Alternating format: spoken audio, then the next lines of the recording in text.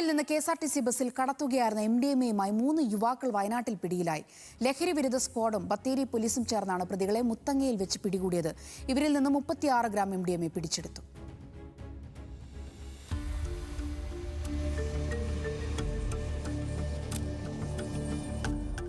കേരള കർണാടക അതിർത്തിയായ മുത്തങ്ങയിൽ പോലീസ് നടത്തിയ വാഹന പരിശോധനയ്ക്കിടയിലാണ് ലഹരി സംഘം വലയിലാകുന്നത്. കർണാടകയിൽ നിന്നും വരികയായിരുന്ന KSRTC ബസ്സിലെ യാത്രക്കാരായിരുന്നു ഇവർ. രഹസ്യ വിവരത്തിന്റെ അടിസ്ഥാനത്തിൽ ബസ് തടഞ്ഞു നിർത്തി നടത്തിയ വിശദമായ പരിശോധനയിലാണ് യുവാക്കളുടെ പക്കൽ നിന്ന് മാരക ലഹരി മരുന്ന് കണ്ടെടുത്തത്. മീനങ്ങാട് സ്വദേശികളായ PV വൈഷ്ണവ്, PK മുഹമ്മദ് ആഷിഖ്, ആദിൽ റമീസ് എന്നിവരാണ് പിടിയിലായത്.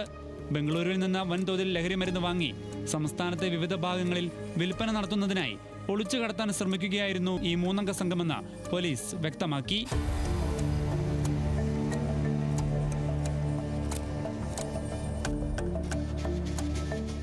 അതിർത്തി കടന്നുള്ള ലഹരിക്കടത്ത് തടയുന്നതിനായി വരും ദിവസങ്ങളിലും പരിശോധന കർശനമാക്കുമെന്ന് പോലീസ് അറിയിച്ചു.